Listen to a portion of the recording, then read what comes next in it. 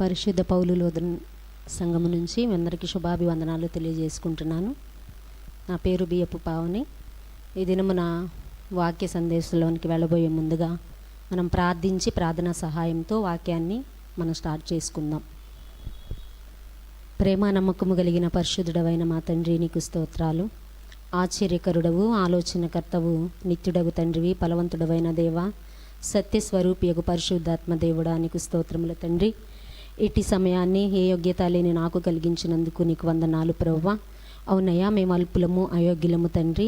మీ ప్రశస్తమైన రక్తధారుల చేత, విలువైన వెలలేని రక్తము చేత ప్రభువా మమ్మలను కొని పరిశుద్ధులుగా ప్రభువా యాజక సమూహములో చేర్చి రాజులైన యాజక సమూహముగా దేవుని సొత్తైన ప్రజలుగా మమ్మల్ని నియమించారు. కనుకనే మీరిచ్చిన అధికారమును బట్టి ప్రభువా మిమ్ములను బట్టి మేము నిలబడి ఉండగా తండ్రి, అయ్యా పాపినైనా నన్ను కరుణించినైనా అర్హతమైన పాత్రగా మీరు వాడుకుని నిలబెట్టుకున్నందుకు నీకు స్తోత్రములు తండ్రి. ఇటు రీతిగా ప్రభువా వాక్య సందేశానికి వెళ్ళనై ఉండగా, నరపుత్రుడా నీవు చక్కగా నిలబడుము, నేను నీతో మాట్లాడేదనన్నావు, నీ నోటిని బాగుగా తెరువుము, దాన్ని నేను నింపేదనని మీరు సెలవిచ్చినట్లుగా ప్రభువా నీ వాక్యము మమ్మలను జీవింపచేస్తుంది గనుక ప్రభువా నేను మాట్లాడితే ప్రభువా మనుషులు జీవించలేరు, కానీ జీవమై ఉన్న నీవు మాలో ఉండి మాట్లాడితేనే మనుషులు బ్రతకగలరు గనుక ప్రభువా నీ వాక్యము సజీవము గలది, బలము గలదై, రెండంచులు గల వాడి అయిన ఖడ్గము కంటే పదునైనదిగా, ప్రాణాత్మ శరీర మూలుగులను విభజించినంత మట్టుకు దూరుచు హృదయాన్ని అంతరంగాన్ని పరిశీలించగలిగిన శక్తి కలిగినది నీ వాక్యము కనుక ప్రభువా అటు వాక్యము కోసం నిలవబడి ఉండగా నన్ను మీరు ముట్టి, నా నోటిని ముట్టి ప్రభువా నేను మాట్లాడు ప్రతి మాట ఆత్మానుసారంగా ప్రభువా అయా అనేకులను ఈ యొక్క ప్రభు ఆకర్షించే విధముగా ఆ వాక్యమునున్నట్లుగా మీ కృపా సహాయాన్ని దయచేయమని ముందున్న సమయాన్ని చేతులకు అప్పగిస్తూ ఈ యొక్క ప్రభువనైన ప్రసంగం అంతటి కూడా ప్రభు మీ ఆత్మచేత అభిషేకించి నింపి నడిపించమని, చివరి ప్రార్థన వరకు కూడా నీ కృపా కాపుదల తోడుగా ఉంచమని, నేను తీసుకొని నీ యొక్క అంశాన్ని ప్రభువా ఎటు రీతిగా మాట్లాడాలో నీ ఆత్మ సహాయం నాకు దయచేసి మహిమ పొందమని, సమస్త మహిమ ఘనత ప్రభావాలు మీ నామానికి ఆరోపిస్తూ నజరేయుడైన యేసుని శక్తి కలిగిన నామమున ప్రార్థించి పొందియున్నాను పరమ తండ్రి, ఆమెన్. ప్రభునందు ప్రియులైన ఒక ప్రియా సంగమా, మీ అందరికీ నా హృదయపూర్వక వందనాలు. మొదటిగా ఇటు సమయాన్ని కలిగించిన దేవాతి దేవునికి నేను వందనాలు చెల్లించుకుంటున్నాను.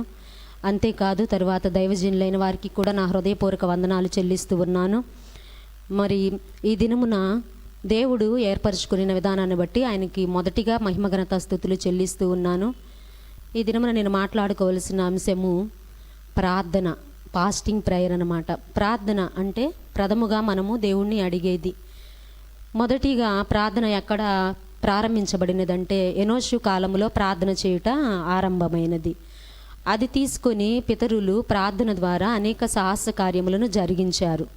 ప్రార్థన అంటే మనం దేవుణ్ణి అడిగి పొందుకునేది. ప్రథముగా ఆయనను అడిగి అర్థించి ఆయన సహాయం కోరుకునేదే ప్రార్థన. అది వ్యక్తిగత ప్రార్థన అవ్వచ్చు, కుటుంబ ప్రార్థన అవ్వచ్చు, సంఘ ప్రార్థన అవ్వచ్చు. ఎట్టి ప్రార్థన అయినా దేవుని గుర్తెరిగిన ఒక వ్యక్తి కానీ ఒక కుటుంబం కానీ దేవుణ్ణి అడిగేదే దానికి ప్రార్థన అని పేరు అన్నమాట. ప్రార్థన అంటే ప్రభువుతో మనం మాట్లాడేది. ఇంకా చాలా చాలా వ్యక్తులతో మనం మాట్లాడేదాన్ని దానికి పేరు లేదు, కానీ దేవునితో మాట్లాడేదానికి మాత్రం మరి ప్రార్థన అని పేరు అన్నమాట. దానిలో జరగని కార్యములు ఏవి ఉంటాం. మనం ఎట్టి రీతిగా అడిగినా దేవుడు మనకు సహాయం చేసే దేవుడుగా ఉన్నాడు. ఆయనను అంగీకరించి ఆయన నామములు అడిగే వారిని ఎవ్వరిని కూడా ఆయన త్రోసివేసేవాడు కాదు. అది మనం ఏ రీతిగా చేయాలంటే మత్తయి సువార్త 6వ అధ్యాయంలో సెలవిచ్చినట్లుగా మనం ఉపవాస ప్రార్థన ఎలా చేయాలంటే, మీరు ఉపవాసం చేయనప్పుడు నాకు ఇష్టమైన ఉపవాసం చేయాలని ప్రభువారు కోరుకుంటూ ఉన్నారు. మనం ఒక గదిలోనికి వెళ్ళి రహస్యంగా చూచుచున్న తండ్రికి మనము ప్రతిఫలం ఇచ్చినట్లుగా ప్రార్థన చేయాలంట. సపోజ్ మనం ఫాస్టింగ్ ఉంటాము, చాలామంది దేవుణ్ణి కలిగిన వారు విశ్వాసులు ఫాస్టింగ్ ప్రేయర్ చేస్తారు, క్రైస్తవులు అనబడిన వారు ఫాస్టింగ్ ప్రేయర్ చేస్తారు. ఎలా ఉంటారంటే మొఖాలంతా వికారముగా చేసుకొని అది ఎవరో చూడాలనుకునేటట్లుగా వారిని వారే మోసపుచ్చుకుంటూ ఉంటారు. అట్టి ఉపవాసం దేవునికి అయితే ఇష్టమైనది కాదు. ఉపవాసం అంటే ప్రభువుకి మనకే తెలియాలి. అది మన కుటుంబ సభ్యులకు కానీ మన సాటి అయిన సహాయానికి కానీ మన బిడ్డలకు కానీ ఎవ్వరికి కూడా మనం ఉపవాసం చేస్తున్నట్లు మనం ఏదో గొప్పగా చెప్పుకోవాల్సిన అవసరం అయితే లేదు. మనం ఏ రీతిగా ఉన్నామో అది ప్రభువుకు ఒక్కరికి తెలిస్తే మాత్రం చాలు. మనము ఆయనకు అనుకూలంగా ఉపవాసం చేస్తే మనం ఏది అడుగుతామో అది అనుగ్రహించే దేవుడై ఉన్నాడు అనమాట. ఎందుకంటే ఆయన గొప్ప దేవుడు. మీలో ఉన్నవాడు లోకములో ఉన్నవానికంటే గొప్పవాడని సెలవిస్తూ ఉన్నాడు. మనం ఏంటంటే మన జన్మనిచ్చిన తల్లిదండ్రులను, లేదంటే మన హస్బెండ్నో, లేదంటే హస్బెండ్ అయితే వైఫ్నో, మరి పేరెంట్స్ అయితే పిల్లలనో, పిల్లలైతే పేరెంట్స్నో అలా అడుగుతూ ఉంటాం. వారు ఎంతవరకు మనకు హెల్ప్ చేస్తారంటే వారు కొంతవరకే మనకు హెల్ప్ చేస్తారు. అన్నీ చేయలేరు. ఏదో కొంత ధనం ఇవ్వగలరు, లేదంటే మన కోరికను వారు తీర్చగలరు. ఈలోక బాహ్య కోరికలే వారు తీర్చగలరు, కానీ అంతరంగంలో దాగి ఉన్న ప్రశస్తమైన యొక్క శాశ్వతమైన కోరికను తీర్చగలిగిన వారు మన ప్రభు అయిన యేసుక్రీస్తు వారు మాత్రమే. ఆయన ప్రార్థన ఆలకించువాడు. మరి కీర్తనాకారుడు సెలవిస్తాడు, ప్రార్థన ఆలకించువాడా సర్వ శరీరులు నీ యొద్దకు వస్తారని సెలవిస్తాడు. మరి దావీదు కూడా ఎన్నో విషయాలలో ఆయన సొంత కుమారుడు చేత తరంబడుచు ఉన్నప్పుడు మరి భయపడి కొండగోలలో ఆయన దాక్కొని ఉన్నాడు అనమాట. సహాయం కోసం అర్థించాడు, ప్రభువా నన్ను ఎందుకు చేయి విడిచావని చాలా మారులు దావీదు మరి ప్రభువుని గోజాడిన అనుభవం, ప్రభువుని స్తుతుల ద్వారా స్తుతించిన అనుభవం, ప్రార్థన ద్వారా అయ్యా నన్ను జ్ఞాపకం చేసుకోమని ఎన్నో మారులు దావీదు ప్రార్థించిన అనుభవం కలిగి ఉన్నాడు. కనుకనే గొర్రెల దొడ్డిలో అర్హత లేకుండా ఉన్న ఆ యొక్క దావీదును సింహాసనాన్ని అధిష్ఠించడానికి దేవుడు అర్హతను భాగ్యాన్ని కలుగు చేశాడు. మరి ప్రార్థన ద్వారా ఎన్నో పితరులు ఎన్నో గొప్ప కార్యాలు, సాహస కార్యాలు వారి సామర్థ్యం వలన అయితే కాదు, కానీ వారిలో ఉన్న దేవుని వలన, వారి ప్రార్థనా జీవితం వలన వారు మరి మంచి దేవుని కలిగి ఉన్నారు, గొప్ప దేవుని కలిగి ఉన్నారు. కనుక ఆ ప్రార్థన ద్వారా ఎన్నో గడ్డు కార్యాలు కూడా వారు జరిగించి ఉన్నారు. మనం చూసినట్లయితే మరి యెహోషువపాతు కొన్ని మారులు యుద్ధములో అతను అపజయం పాలైనప్పుడు అతడు తన హస్తాలను పైకెత్తి మా దిక్కు నీవే యెహోవా అని మొర్రపెట్టినప్పుడు మరి దేవుడు యుద్ధాలలో కొన్ని మార్లు జయమిచ్చిన దేవునిగా ఉన్నాడు. మరి వారి శక్తి కాదు, వారి బలం కాదు, కానీ వారు మనుషుల వైపు చూడలేదు, కానీ వారి ముందున్న సమస్యల వైపు చూడలేదు, వారిని వేధించుచున్న శత్రువుల వైపు చూడలేదు, కానీ మరి ప్రభువైన యేసుక్రీస్తు వారి వైపు చూచి వారి చేతులెత్తి మొర్ర పెట్టారనమాట.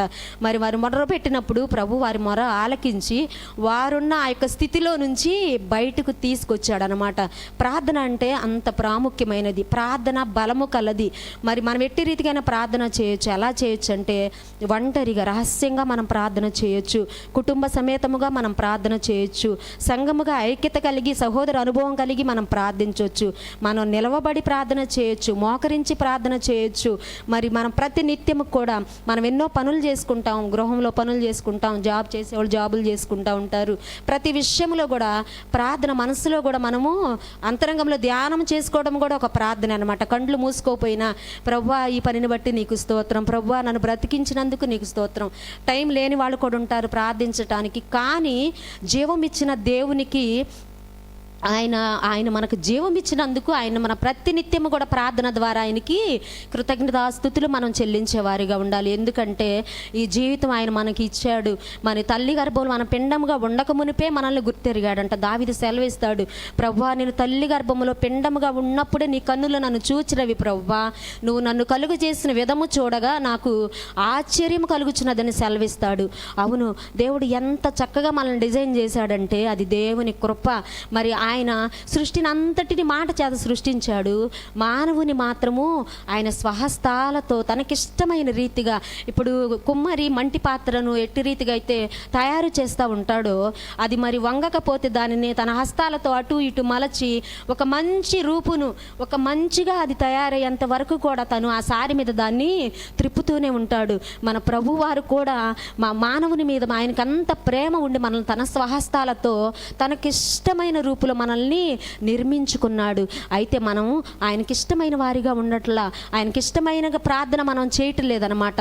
ప్రభువా నీకు స్తోత్రం నాకు ఆత్రం అన్నట్టు ప్రతిదానికి మనకు సమయం ఉంటుంది, కానీ ప్రార్థన అయితే క్లుప్తంగా చేయాలి, 2 మాటలు చేయాలంటాం. ఎందుకని ఈ లోక వాటి కోసం మనం ఎంతో సమయాన్ని కేటాయిస్తున్నాం, పనికిరాని వాటి కోసం పౌలు సెలవిచ్చినట్లుగా దృశ్యమైనవి అనిత్యములంట, అదృశ్యమైనవి నిత్యములంట. అంటే దృశ్యమైనవి ఏంటంటే మన కనులకు కనబడేవి, అశాశ్వతమైనవి, అవి అశాశ్వతమైనవి.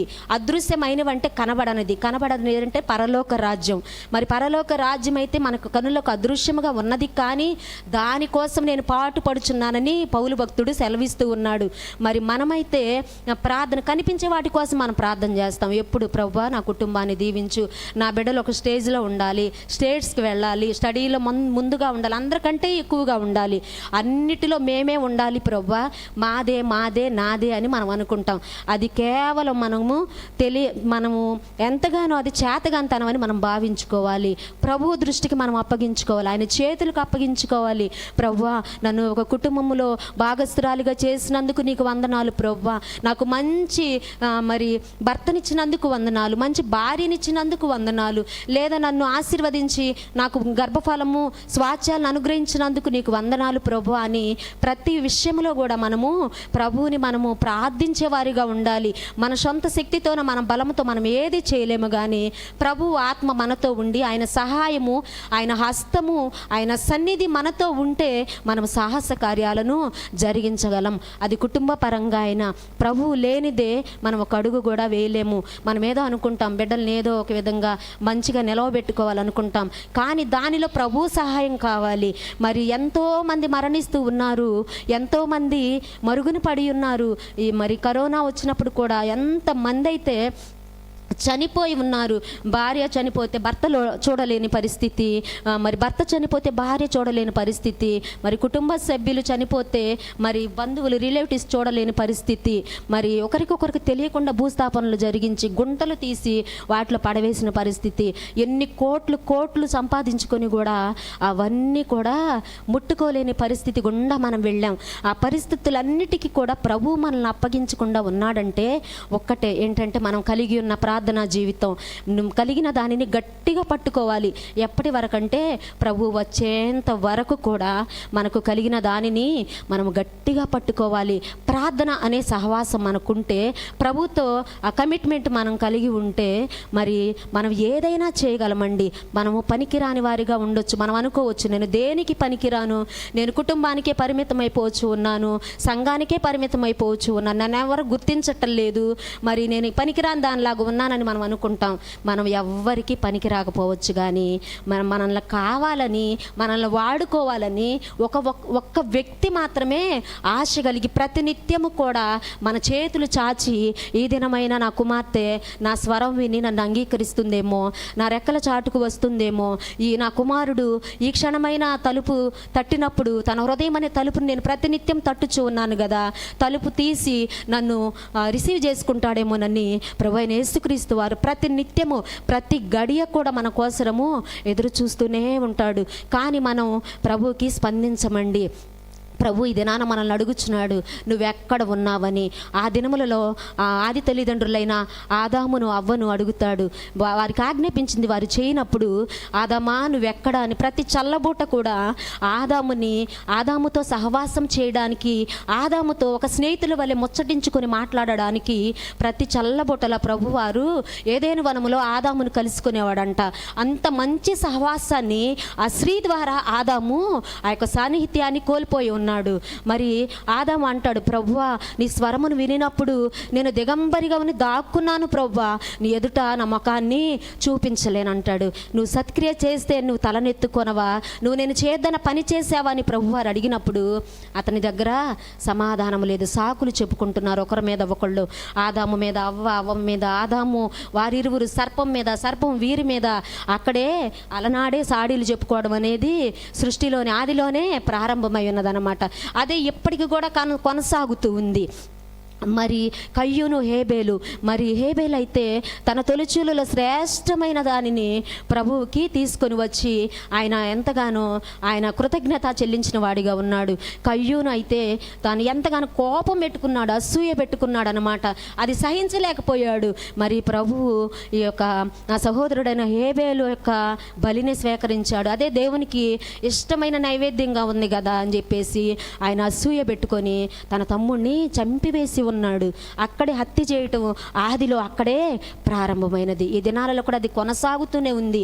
అయితే ప్రభు అంటాడు, నీ తమ్ముడైనా హేబేలు ఎక్కడ అప్పుడు అతను అంటాడు తెలివిగా, ప్రభువుకి ఏమి తెలియదు అనుకుంటున్నాడు, నేను రహస్యంగా చంపేశాను కదా, ఇక నా ప్రభువుకి ఏం తెలియదు అనుకుంటున్నాడు. అయితే ప్రభు వెంటనే ఒక మాట అంటాడు, నీ యొక్క తమ్ముని స్వరము నేలలో నుండి నాకు మొర్రపెట్టుచు ఉన్నదంటాడు.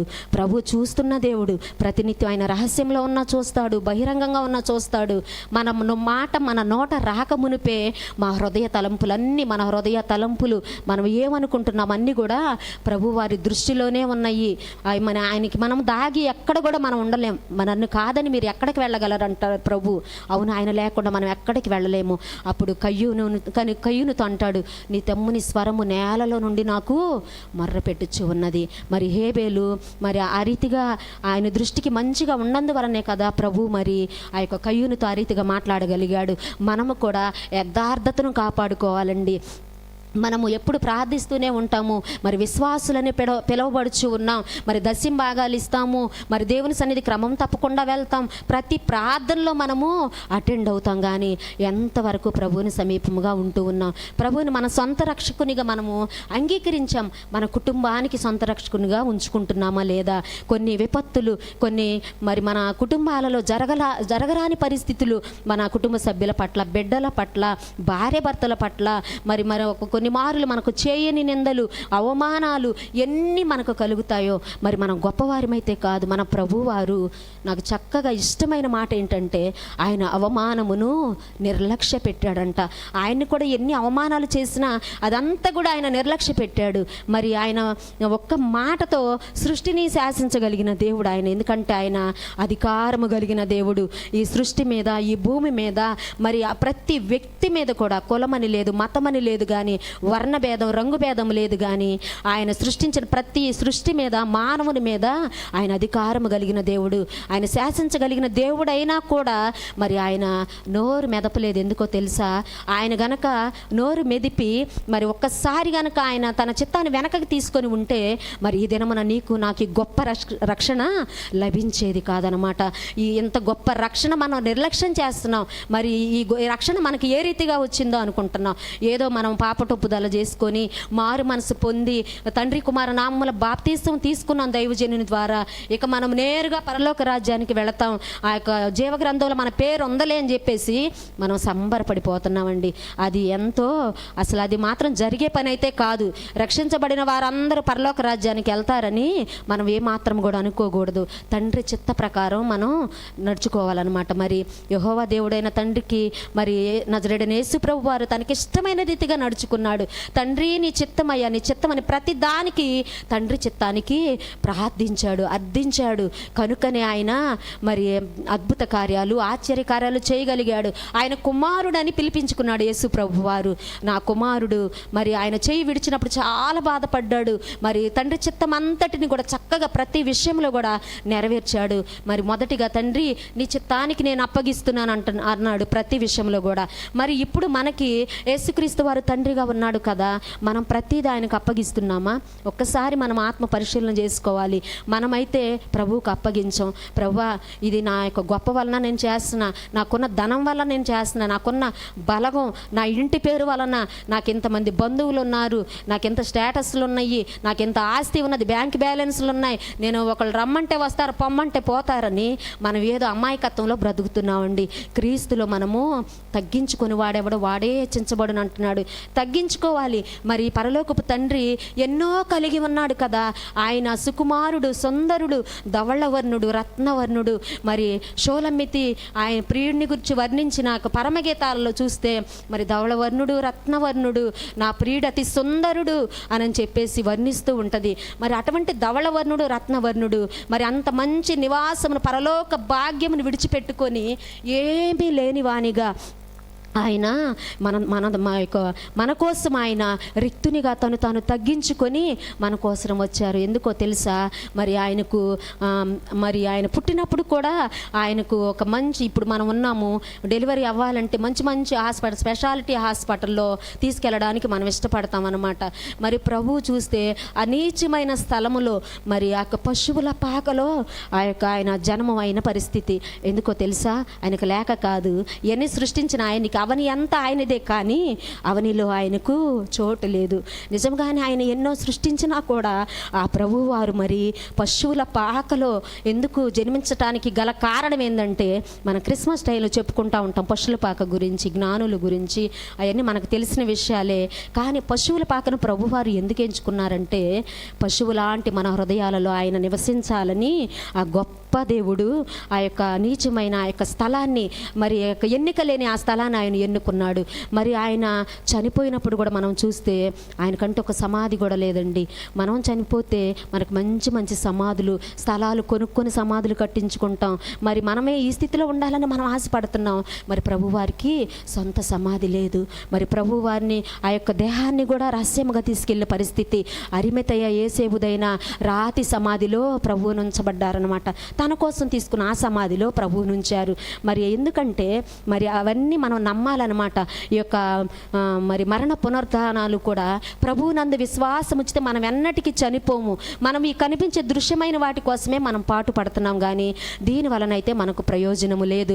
ప్రతి విషయంలో ప్రార్థన ద్వారా, ప్రార్థన సహాయము ద్వారా ప్రభువును మనము సమీపించాలి. ప్రతి విషయంలో ప్రార్థన.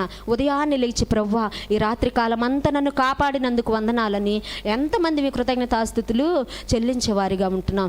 లేదు, ముందు లేచి చీపిరి పట్టుకోవాలి, వంట సిద్ధం చేయాలి, పిల్లలకు బాక్సులు కట్టాలి, లేదంటే భర్తను పంపించాలి, ఈ పనులే. కానీ మొదటిగా మొదటి జామున లేచి మన హృదయాలనంట నీళ్ల వలె కుమ్మరించి ప్రార్థించాలంట.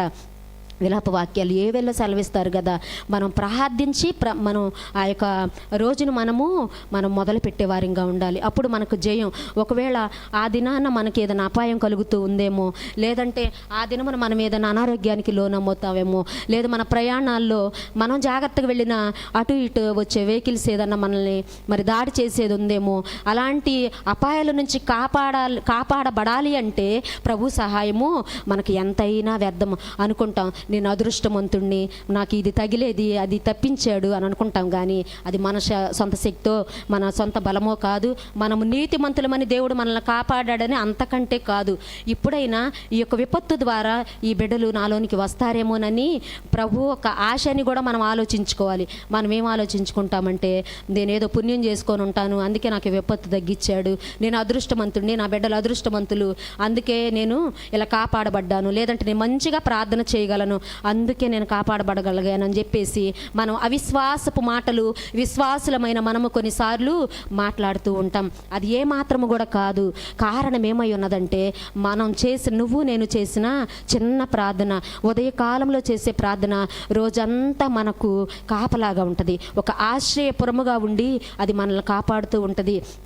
ప్రభు సెలవిస్తారు కదా, నా ఆజ్ఞలను అనుసరిస్తే నువ్వు వెలుపలికి వెళ్ళినా లోపలికి వచ్చిన ప్రతి విషయంలో కూడా నిన్ను పైవాడిగా ఉంచుతాను కానీ కిందవాడిగా ఉంచనంటాడు. ఆయన ఆజ్ఞలను మనం గైకొని ప్రభువుకి మనము పూర్తిగా ప్రభువు మీద ఆనుకొని ప్రార్థించినప్పుడు మనం ఏదైనా చేయగలము.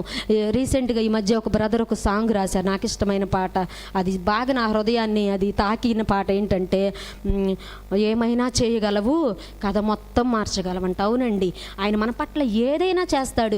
మనకు చాలా డబ్బు ఉండొచ్చు, ధనం ఉండొచ్చు, కానీ మనం చేయాలనుకున్న పని చేయలేము. లేదా ఎంతో ధనం ఉండొచ్చు కానీ మంచి గృహాలను మనం నిర్మించుకోలేము. మనకు ధనం ఉండొచ్చు కానీ ఓ పిల్లల్ని ఒక స్టేజ్కి మనం తీసుకెళ్ళలేమండి. ప్రతి దానిలో ఒకటి ఉండాలి, ఏంటంటే దేవుని కృప. దేవుని కృప మనకు తోడుగా ఉంటే మనం కృప వెంబడి కృపను పొందుకుంటాం. దావీదు 23వ సంకీర్తనలో సెలవించినట్లుగా, నా గిన్నె నిండి పొర్లుచున్నది, నేను బ్రతుకు దినములన్నీ కృపాక్షేమములు నా వెంట వస్తాయి, చిరకాలము నేను ఆయన మందిరములో నివాసము చేసేదనని దావీదు సెలవిస్తూ ఉన్నాడు. మనం ఎక్కడ అడుగు పెట్టినా బంగారమే. బంగారం అంటే బంగారము కాదు, కానీ ఎక్కడైనా కూడా మనము వెనకంజ అనేది మనకు ఉండదు, ఓటమి అనేది మనకు ఉండదు. గెలుపు అంచులే, గెలుపునే మనం స్వతంత్రించుకుంటాం. ప్రభువులో ఉంటే కాదు, కానీ ప్రభువుతో సహవాసం కలిగి ప్రతి విషయంలో ప్రభువా నువ్వే ప్రభువా నీకే ప్రార్థిస్తూ ఉన్నానయ్యా, ఈ సమస్యను నువ్వు తప్ప ఎవరు తీసివేయలేరు. నా కుటుంబంలో శాంతి సమాధానం నువ్వు తప్ప ఎవ్వరు ఇవ్వలేరు ప్రభువా. ఒకవేళ మన కుటుంబంలో ఏమన్నా త్రాగుబోతులు ఉంటే, ఆ వ్యసనములో బంధించబడి తాళ్లతో బంధించబడి ఉంటే, ఆ తాళ్ల నుండి విడిపించగలిగిన శక్తిమంతుడు మన ప్రభు అయిన యేసుక్రీస్తు వారు మాత్రమే. అసమాధానం ఉందా? అసమాధాన గోడలను పెలగించగలిగినది నజరేయుడైన యేసుక్రీస్తు వారే. ఎవరి వలన కాదు. మన సమస్యలు మనము తోటి వారికి లేదా స్నేహితులకి, మన కుటుంబ సభ్యులకి, ఇరుగు పొరుగు వారికి మనం చెప్పుకుంటాం. అది ఎంత మాత్రం మంచిది కాదండి. దేవుని గుర్తెరిగిన మనము, విశ్వాసులుగా పిలువబడుచున్న మనము ప్రార్థిస్తే ఏదైనా జరగాలండి. దేవుడు ఆయన పునరుద్ధానుడై ఆరోహణమయ్యేటప్పుడు శిష్యులకు ఒక మాట సెలవిస్తాడు. మీరు సర్వసృష్టికి వెళ్ళి సర్వసృష్టికి సువార్తను ప్రకటించండి, సర్వలోకానికి వెళ్ళండి. మీరు వెళ్ళి తండ్రి కుమార పరిశుద్ధాత్మ నామములో వారికి బాప్తిసం ఇయ్యండి. నేను మీకు ఏ సంగతులు ఆజ్ఞాపించానో ఆ సంగతులను మీరు తెలియజెప్పమన్నాడు. మరి శిష్యులకి ఇస్తే శిష్యులు కూడా పరిచర్యలో వారు ఎంతగానో సాగిపోతూ మరి పత్రికలు ఎన్నో మనకు రాశారు, సువార్తను మనకు చెప్పారు. మనం అనుకుంటాం మనం కూడా సువార్త చెప్పాలండి. మరి ప్రభువు ఒక స్త్రీలను పురుషులను సువార్త వీరే చెప్పాలి అని ప్రభు ఈ పరిశుద్ధ గ్రంథంలో 26 పుస్తకాలు ఎక్కడ కూడా ఆయన మాట్లాడలేదు. ఇది జీవ గ్రంథం అన్నమాట, జీవము కలిగిన గ్రంథము. దీనిలో పొల్లైన సున్నైన కూడా తప్పిపోదు. ఒకవేళ దీన్ని మనం చదివి ఎన్నిసార్లు చదివామో తెలియదు, కానీ దీనిని చదివిన మనము చనిపోవచ్చు, కానీ ఇది ఎప్పుడు కూడా బ్రతికే ఉంటుంది. ఇప్పుడు తర్వాత మన పిల్లల జనరేషన్ మారుతూ ఉండగా ఈ యొక్క జీవ గ్రంథంలో మాట పొల్లైన కానీ సున్నైనను కానీ తప్పిపోదు. ఎన్నో వాగ్దానాలు మన పట్ల చేశారు. అవన్నీ మనం ఎందుకు పొందలేకపోతున్నామంటే మనము ప్రార్థన ద్వారా ప్రభు సహాయాన్ని మనము పొందలేకపోతున్నాం. ప్రార్థన వేరు, ఉపవాస ప్రార్థన వేరు. ప్రార్థన హైకోర్టు అయితే, ఉపవాస ప్రార్థన సుప్రీంకోర్టు అని ఒక భక్తుడు ద్వారా నేను సువార్తలు వినగలిగాను. నిజంగానే మరి హైకోర్టులో జరగని మనకి ఒక న్యాయము సుప్రీంకోర్టులో జరుగుతుంది. మరి హైకోర్టు కంటే సుప్రీంకోర్టు కంటే గొప్పదైన దేవుడి సన్నిధి ఏంటంటే ఫాస్టింగ్ ప్రేయర్లో మనం గడ్డు సమస్యలను, ఇది నా వలన కాదు, ఇది నేను జయించలేను, ధనమున్నా కూడా ఇది నా వలన కాటలేదు, నేను చేతగాని దానిగా మిగిలిపోచున్నానని మనం అనుకునే సందర్భాలలో నేను చెప్పగలను ధైర్యంగా, ఉపవాస ప్రార్థనలో ఏదైనా కానీ సాధ్యమేనండి. మనము చేస్తూనే ఉన్నాం. ఇంకా బలముగా ప్రార్థన ద్వారా దేవునికి సమీపంగా ఉండడానికి మనము ప్రయత్నించాలి. ఈ మాటలు వింటూ ఉండగా మీరు కూడా ఇంతవరకు ప్రార్థించే వారిగా ఉన్నారు. మీరందరూ కూడా విశ్వాసులు, మనందరం విశ్వాసులమే, కానీ ఈ ప్రార్థన ఇంకా సరిపోదు. మన ప్రార్థన మన కుటుంబానికి పరిమితంగా ఉంటూ ఉన్నదేమో, మన బిడ్డలకే పరిమితంగా ఉంటుందేమో. మన ప్రార్థన ఒక ఒలీవ చెట్టు లాగా అది వర్ధిల్లబడాలి. ప్రార్థన ఎప్పుడు కొమ్మలుగా బాగా శాఖోపశాఖలుగా వర్ధిల్లాలన్నమాట. అది మన కుటుంబం వరకే కాదు, అందరి కోసము మనం ప్రార్థన చేయాలి. దైవజనుల కోసం మనం ప్రార్థన చేయాలి. మనం చాలా చివరి గడియలలో మనం ఉన్నాం. ఎక్కడ చూసినా కానీ మరి వయసుతో పరిమితం లేదండి. మరి ఇటువరకు ఎక్కువ 80-90 సంవత్సరాలు నిండు వృద్ధాప్యంలో మరణించేవారు ఇప్పుడు 45-50 ఇయర్స్కే చనిపోవచ్చు ఉన్నారు. తెలియకుండా మరణాలు, అది ఎట్టి రీతిగా అయినా అసలుకి నిజంగా చెప్పలేము, కానీ మరణం ఎప్పుడు తలుపు తడుతుందో ఎవరికి చెప్పలేం. మరి యవనస్తులు, చిన్న బిడ్డలు, మరి వివాహమై చిన్న పిల్లలు ఉన్న స్త్రీలు సూసైడ్ల ద్వారా ఎంతగానో చనిపోతున్న దానికి కారణం ఏంటంటే ప్రార్థన జీవితం లేక. మరి మరణిస్తే ఇక మనకి ఏం తెలియదు కదా, ఏం చూడం కదా అనుకుంటున్నారు. ప్రార్థనలో మనం ఉన్నప్పుడు మనం ప్రతిదీ కూడా మనము తట్టుకునేవారిగా ఉండాలి. మనం దేవునితో మనం ఆ కమిట్మెంట్ కలిగి ఉంటే మనం దేనికి కూడా దిగజారిపోము, ప్రతిదానికి కృంగిపోము. మరి కృంగిపోయేవారు, భయపడేవారు, పిరికివారు నా రాజ్య వారసులు కాదని ప్రభువారు సెలవిస్తూ ఉన్నారు. మనం ప్రభుని కలిగి ఉన్నాం. ప్రార్థించే మనమంట సింహం వలె ధైర్యం కలిగి ఉండాలంట. ప్రతి సమస్యలో కూడా ధైర్యంగా గట్టిగా ఉండాలి. సియోను కొండలాగా గట్టిగా. మరి ఎన్ని క్రేనులతో మరి కొన్ని కొండలను, కొన్ని అసాధ్యమైన వాటిని మనుషులు ఆ క్రేనుల ద్వారా తొలగిస్తూ ఉంటారు. అయితే మనము ఆ యొక్క దాటిలతో కూడా కదిలించినా కూడా కదలని ప్రార్థనా జీవితం మనం కలిగి ఉండాలి. అది కలిగి ఉంటే మనం ఏదైనా చేయడానికి సాధ్యమే. మనం మన పిల్లలకి ఇచ్చే ఆస్తి ప్రార్థన. కొన్ని మారులు బిడ్డలు ఆలకించకపోవచ్చు, కానీ మనం ప్రయత్నిస్తూనే ఉండాలి. ప్రయత్నించి ప్రభువా నాకైతే వల్ల కాదయ్యా, మాకైతే మరి పిల్లలను ఎలా పెంచాలో మాకు జ్ఞానం లేదు, కానీ నీ జ్ఞాన హృదయాన్ని మాకు దయచేయండి. ఎట్టి రీతిగా మేము ప్రార్థిస్తే మా పిల్లలు మార్చబడతారో, మేము ప్రార్థన చేస్తే ఎట్టి రీతిగా మా వలె వారు కూడా ప్రార్థన జీవితంలోనికి వస్తారో, మేము ఎట్టి రీతిగా ప్రార్థనలో ఈ సహవాస బంధములో ఆ యొక్క ఆత్మ బంధము చేత మేము అవయవాలుగా ఎట్లా అమర్చబడి ఉన్నాము ప్రభువా, మా బిడ్డలు కూడా అలా ఉండాలని మనం ప్రార్థిస్తే కంపల్సరీగా అది జరుగుతుంది. మనం వదలని ప్రార్థన చేయాలి. చెప్పాను కదా, ప్రార్థన అంటే ప్రార్థన కాదు, ఉపవాస ప్రార్థన గట్టిది, బలం కలిగినది. మరి మోషే కూడా 40 దినాలు ఉపవాసం ఉండి సినాయి కొండ మీద ప్రార్థన చేసినప్పుడు అతని యొక్క ముఖ చర్మం అంట మారిపోయి ఉన్నది. అసలు మోషే మొహాన్ని కూడా జనులు చూడవెరచిరి అంటే చూడలేకపోయారని, వెరచిరి అంటే చూడలేకపోయారంట. అంతగా ప్రకాశించిందంట మోషే యొక్క ముఖము.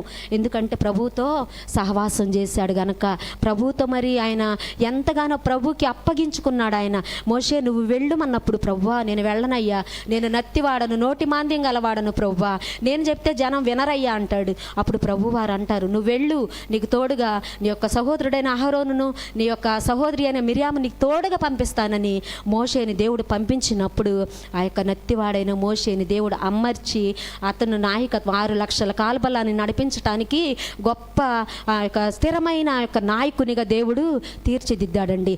దేవుని చేతిలోనికి వెళితే ఏ రీతిగా అమర్చాలో, ఏ రీతిగా వాడుకోవాలో ప్రార్థనా సహాయం ద్వారా ఆయన పాదాలకు మనం సమర్పించుకున్నప్పుడు ప్రభువా నా జీవితం నీకు సమర్పణ, నా కుటుంబము నీకు సమర్పణ, నా బిడ్డలు నీకు సమర్పించుకుంటున్నాను ప్రభువా, నేనైతే ఏది చేయలేను కానీ చేయగల వాణి అయిన నీ యందు నేను విశ్వాసం ఉంచి ప్రార్థిస్తున్నాను ప్రభువా.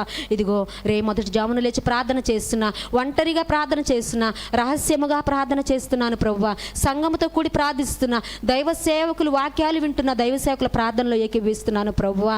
ఆ యొక్క నా సమస్యలన్నీ కూడా ఈ ప్రార్థన ద్వారా ప్రభువా నువ్వే జరిగించమని ప్రభువుకి మనము అప్పగించాలి. మనం చింతపడి మన చింతను మోరడు ఎక్కువ చేసుకోనలేము, తగ్గించలేము, కానీ మన కోసము చింతించుచున్నాడు ఒక అతను, ఆయన ప్రభు అయిన యేసుక్రీస్తు. ప్రతినిత్యము కూడా మన కోసం ఆయన ఎదురు చూస్తూనే ఉన్నాడు. ఈ బిడ్డ ఈ సమస్య నాకు అప్పగిస్తుందేమో అని ఆయన ఎదురు చూస్తూ ఉంటాడనమాట. మనం ఒక్క కన్నీడు బట్టు మనం కారిస్తే మనకున్న మన ఎదుట ఉన్న మనుషులు చూస్తారు, సంతోషపడతారు. మనం అంటే కొంచెం పడని వారు ఆ కన్నీరుని చూసి సంతోషపడతారు. మరి కొంతమంది అయితే బాధపడతారు. మరి నిజంగా ఆత్మీయ సహోదరులు అయితే ఆ యొక్క బాధలను షేర్ చేసుకుంటారు. ఏమైందమ్మా నువ్వు అలా బాధపడుతున్నావు, నీకేమైందని చెప్పేసి. అయితే ప్రభువారు కొంతమంది అయితే మనుషులు మనల్ని పట్టించుకోరు అనమాట. ఇంకెలాగే జరగాలి, ఏం బాధపడాలని చెప్పేసి వాళ్ళు సంతోషంగా ఉంటారు. అయితే ప్రభువారు ఒక్క కన్నీటి బొట్టు మనం రాలిస్తే ఆయన చలించిపోతాడండి. నిజంగానే ఆయన చలించిపోయి నా కుమార్తె నా కుమారుడు ఎందుకు ఏ బాధ కలిగిందోనని ప్రభువారు వెంటనే రెస్పాండ్ అయ్యి ఇది అడిగి నా కుమార్తె కుమారుడు అడిగారు కదా, ఈ మాటకు నేను ప్రతిఫలం ఇవ్వాలని వెంటనే మనకి సహాయం దయచేస్తా. కొన్ని మారులు అబ్రహాములాగా మన విశ్వాసాన్ని కూడా ఆయన పరీక్ష చేయడానికి కొంత సమయాన్ని కేటాయిస్తాడనమాట. మనం అనుకుంటాం దేవుడు ఎక్కడ ఉన్నాడు, దేవుడు ఎక్కడ ఆలకెత్తున్నాడు నా ప్రార్థన, మరి నేను ఇన్ని ఇస్తున్నాను కదా, మరి దేవునికి కృతజ్ఞత అర్పణలు అర్పిస్తున్నాను, ప్రథమ ఫలములు ఇస్తున్నాను అంటాడు. కానీ ఇవన్నీ నాకు వెక్కసములు అని ప్రభువారు సెలవిస్తారు. ఇవన్నీ ఆయనకి ఇష్టమైనది కాదు, కానీ విరిగిన హృదయం ఒక్కటే ఆయనకి ఇష్టమైన బలి అన్నమాట. మరి యొక్క దేవాలయములో అందరు కానుకలు సమర్పిస్తారు. కానుకల ఆ యొక్క బలిపీఠం దగ్గర కానుకలు వేసినప్పుడు గొప్ప గొప్ప కానుకలు ప్రభువారు స్వీకరించలేదు, కానీ ఒక భేద విధవరాలు 2 కాసులు వేస్తేనే ప్రభు దానిని స్వీకరించాడండి. దేవుడు ఇష్టమైన కానుకగా భావించాడు. ఒకటి చెప్తాడు, మీరు కలిగిన దానిలో ఇచ్చారు కానీ ఈమె కలిగి ఉన్నదంతయు వేసినని ఆమెను అక్కడ ప్రభువారు ప్రశంసిస్తారు. ఎందుకంటే ఆమెకు అదే కొంచెమే ఉన్నది కనుక దానిలోనే ప్రభువారికి ఇచ్చింది. ప్రభు నాకు ఇదే ఉంది, ఇదే నీకు ఇస్తున్నానని. ఆ యొక్క ధనమున్న వారైతే ధనంలో నుంచి కొంత తీసుకొని వచ్చారు. అది ప్రభువారికి ఇష్టపడలేదు. నీ ధనం ఎక్కడ ఉండునో నీ హృదయం కూడా అక్కడనే ఉండునని ప్రభువారు సెలవిస్తారు. అయితే మనం ప్రతి విషయంలో చేయవలసింది ప్రార్థన. మనము మన కుటుంబం వర్ధిల్లాలన్నా, మన పిల్లలు మంచి ఒక ఇదిలో ఉండాలన్నా, మనం అనుకుంటాం మన బిడ్డలు డాక్టర్స్ అవ్వాలి, కలెక్టర్ అవ్వాలి, ఇంకా ఏ మంచి వారికంటే మా పిల్లలు కొంచెం ఎక్కువగా ఉండాలని మనం అనుకుంటాం మనుషులం కాబట్టి. అది ఎంతకాలం అంటే మనం ఇక్కడ ఉన్నంత వరకే. తర్వాత పరలోక రాజ్యం వెళ్ళినప్పుడు నిష్ప్రయోజనం. మరి స్వార్థపూరితమైన ప్రార్థన మరి జబదయి కుమారుల తల్లి అయిన సలోమి చేస్తూ ఉంది. ప్రభువా, నా కుమారులు ఇద్దరున్నారు కదా, ఇద్దరిలో నీ కుడి చేతిన ఒకడిని ఎడమ చేతి వైపున ఒకడిని కూర్చోండనిమ్మని ఆమె స్వార్థపూరితమైన ప్రార్థన చేసింది. అప్పుడు ప్రభువారు అంటారు, అది నా చిత్తములో లేదని ప్రభువారు సెలవిస్తారు. మరి పరిసయ్యుడు అంటాడు, ప్రభువా, ఈ సుంకరి వలె నేను కాదు కానీ నేను ఎన్నో ఇచ్చానని సుంకరిని కించిపరిచి పరిచయుడు స్వార్థపూరితమైన ప్రార్థన చేస్తాడు. కానీ ప్రభువు ఆ ప్రార్థన ఆలకించాడు. అయితే మూడవదిగా సుంకరి అయితే, ప్రభువా, పాపినైన నన్ను కరుణించమని ప్రార్థన చేస్తాడు ఆకాశం వైపు చేతులెత్తి. ఆ సుంకరి ప్రార్థన ప్రభువారు ఆలకించి అతనికి ప్రతిఫలం ఇచ్చాడనమాట. అలానే మనము కూడా ప్రార్థించాలి. మన వ్యక్తిగతమైన ప్రార్థన మనం చేసుకోవాలన్నమాట. అది బలంగా ఉండాలి ప్రార్థన మరి ఎప్పటికైనా మన కుటుంబంలో అది జరుగుతూ ఉంది. ఇంకా జరగలేదేంటి, ఇంత సమయం అవుతుంది కదా నేను ప్రార్థించి, మరి నాకంటే అవిశ్వాసులుగా ఉన్న వారికి ప్రభు కార్యాలు చేస్తున్నాడు కదా, మరి ఎందుకు మాకు జరగట్లేదని అనుకుంటాం. అయితే మనం చాలినంత ప్రార్థన చేయలేకపోతున్నామేమో. మీరు అడగలేకనే పొందలేకపోతున్నారంటారు. మరి ఆవగంజంత విశ్వాసం ఉంటే చాలని ప్రభువారు సెలవిస్తారు. మరి ఈ వాక్యం విన్న మీరు ఇంత ప్రార్థించేవారిగా ఉంటే మీ అందరికీ వందనాలు. ఇంకా నా యొక్క ఇష్టానుసారమైన ఉద్దేశం ఏంటంటే, ఉపవాస ప్రార్థన ద్వారా ఇంకా జరగవలసిన కార్యాలు ఎన్నో ఉన్నాయి. అంతకంటే అదృశ్యమైన ఆ యొక్క పరలోక రాజ్యములు, యుగాయుగములు, రాత్రి లేని ఆ పరలోక రాజ్యాలు మనందరం ప్రవేశించాలంటే ప్రార్థన ఎంతో ప్రాముఖ్యమైనది. మనం వ్యక్తిగతంగా మనం సరిచేసుకుంటూ, ఆత్మీయంగా సరిచేసుకుంటూ, మన బిడ్డలను, కుటుంబాలను, సంఘాలను, నశించిపోచిన ఆత్మల కోసం మనం ప్రార్థిస్తూ, మరి ప్రార్థన అనే అంశాన్ని మీకు చెప్పి ఉండగా, ఈ ప్రార్థన ఇక నుంచి చేయకపోతే ఇక నుంచైనా మీరు ప్రార్థించాలని కోరుకుంటూ, ఈ సమయాన్ని నాకు కలుగు చేసిన దైవజనులకి నా హృదయపూర్వక వందనాలు చెల్లిస్తూ, మరి ఏమైనా తప్పులుంటే దయతో క్షమించగలరని నజరేయుడైన యేసు నామములో ఈ వాక్యము దీవించి ఆశీర్వదించునుగాక. చిన్న ప్రార్థన. పరలోకమందున్న మా తండ్రి, మీకు వందనాలు ప్రభువా. ఇంతదనుక మీ యొక్క ప్రభు ఆత్మచేత నన్ను నిలవబెట్టుకొని మీరు మాట్లాడారు ప్రభువా. ఈ మాటలు తండ్రి కొంత మట్టుకైనా నీ బిడ్డల హృదయాలలోనికి వెళ్ళి ప్రభువా, హృదయాలలోనికి వెళ్ళి పనిచేసే విధంగా ఉండడానికి సహాయం దయచేయండి. ఇక నుంచి అయినా మా ఆత్మీయ బిడ్డలు ప్రభువా, ఆయా ప్రార్థన, ఉపవాస ప్రార్థన ప్రభువా, ఆయా ఇంకను బలము కలిగి చేయడానికి తండ్రి, ఆయా ఇంకా ఎన్నో ప్రభువా, ఆయా అసాధ్యమైన కార్యాలు సుసాధ్యము చేసుకోగలిగిన ప్రార్థన చేసుకునడానికి సహాయం దయచేయండి అయ్యా. అల్పురాల్ని, అయ్యురాల్ని, ఎన్నిక లేని నన్ను నీ కృప చొప్పున మాత్రమే ఎన్నిక చేసుకుని తండ్రి, ప్రశస్తమైన అయా ఈ యొక్క ప్రభు నీ సన్నిధిలో, నీ సముఖము ఎదుట ప్రభు, నీ దైవజనులు ఎదుట, సంఘము ఎదుట, అయా నీ సమూహము ఎదుట నన్ను నిలవబెట్టుకున్నందుకు వందనాలు చెల్లిస్తూ, ముందున్న సమయాలలో కూడా మమ్మల్ని ఇంకను వాడుకోమని ఈ చివరి దినాలలో ప్రభు సువార్త అనే ప్రభు పత్రికలుగా నాయన అనేక చోట్ల మేము వాడబడే కృపను కూడా మాకు దయచేసి మేము పొందమని సంఘమును దీవించండి అయా. ఇదిగో సంఘములో నూతన ఆత్మలు తీసుకుని రండి ప్రభువా, సంఘాన్ని దీవించండి ప్రభువా, నూతన ఆత్మలను చేర్చండి ప్రభువా. దైవజనుల ప్రయాస, ఆయా సంఘ బిడ్డల ప్రయాస వ్యర్థము కాకుండా ప్రభువా, ఆయా సామర్థ్యం కలిగిన సంఘముగా మీరు వచ్చినప్పుడు ప్రభువా, మీ చేతనైనా అయా ఇదిగో ప్రభునైనా ఆయా మంచిగా ప్రభు సిద్ధపడిన వధువు సంఘము వలె తండ్రి మా సంఘాన్ని జ్ఞాపకం చేసుకోమని ఈ సమయం నాకు ఇచ్చినందుకు వందనాలు చెల్లిస్తూ, మహిమ ఘనత ప్రభావాలు మీ నామానికి ఆరోపిస్తూ, నజరేయుడైన యేసువను శక్తి కలిగిన నామమున ప్రార్థించి పొంది ఉన్నాను పరమ తండ్రి. ఆమెన్. గాడ్